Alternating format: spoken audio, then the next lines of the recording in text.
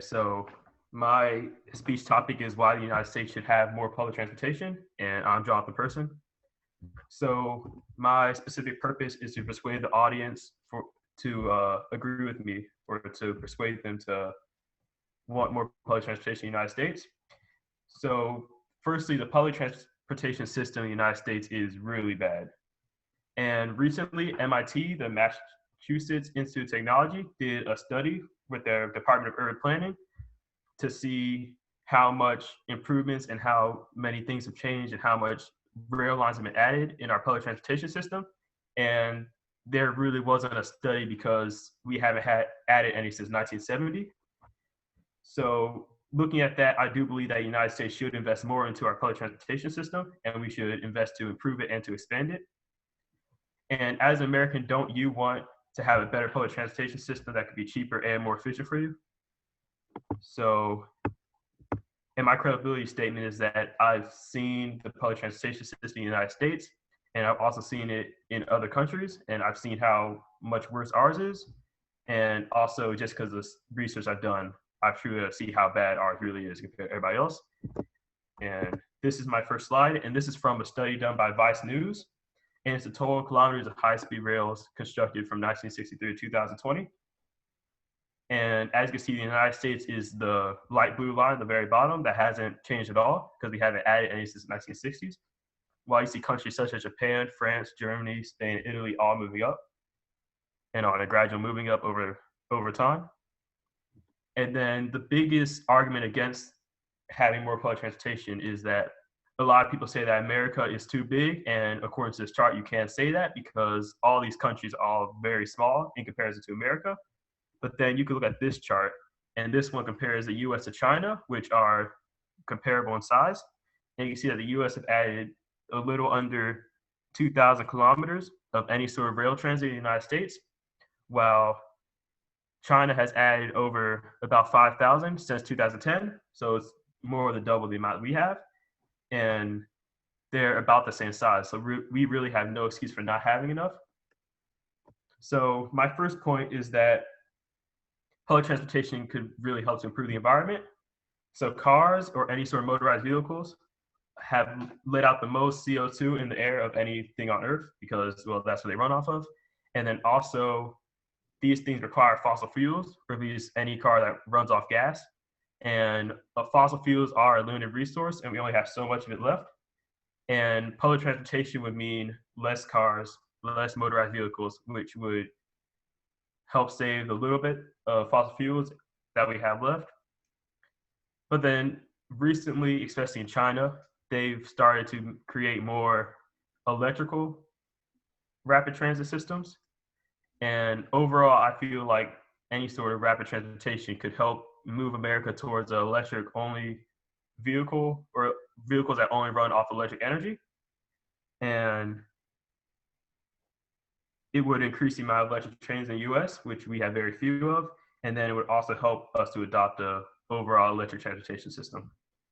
So along with the environmental impact that it has, it also would make transportation in America cheaper and more efficient.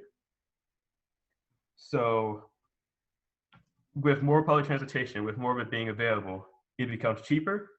And if you're a poor American or any American, would you rather spend a few $1,000s on a car note every year or $100 on a public transportation pass in your city? And then it would also be a reliable source of transportation for people in poverty-stricken areas.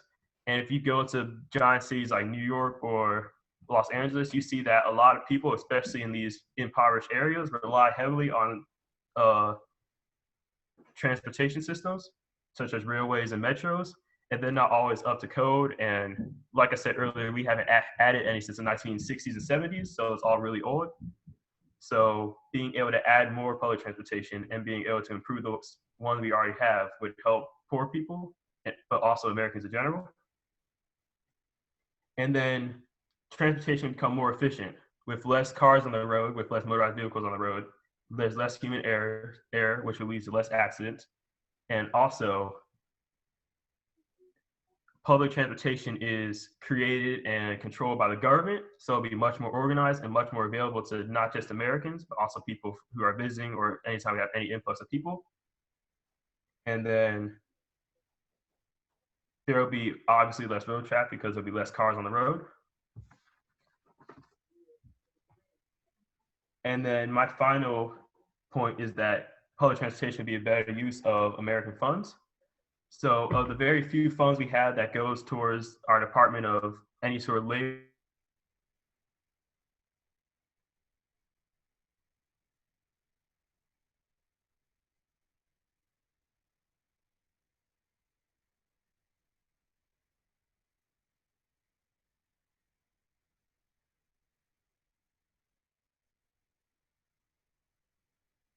and it would be a better use of our government money than what we currently spend it on.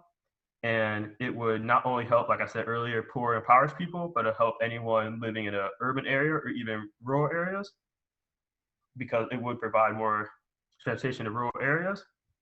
And then also it would increase the US infrastructure. In other countries, you see as their infrastructure goes up, their rapid transit rails also go up. And that's because as you create more rails, as you create more things that connect people, the area around it starts to build up as well. And you can see this in countries such as China, where this has been a big thing, as you can see on the graph, and also recently in countries such as Canada and the United Kingdom. And then rapid transit, also with China, has been able to connect major cities. In the US, it could be the exact same thing, like a rail that connects Washington, D.C. to, I believe they said it was New York, or a better one. Yeah, Washington D.C. to New York, and then one from like New York to Chicago, and then Chicago to LA, and so far and so forth. And then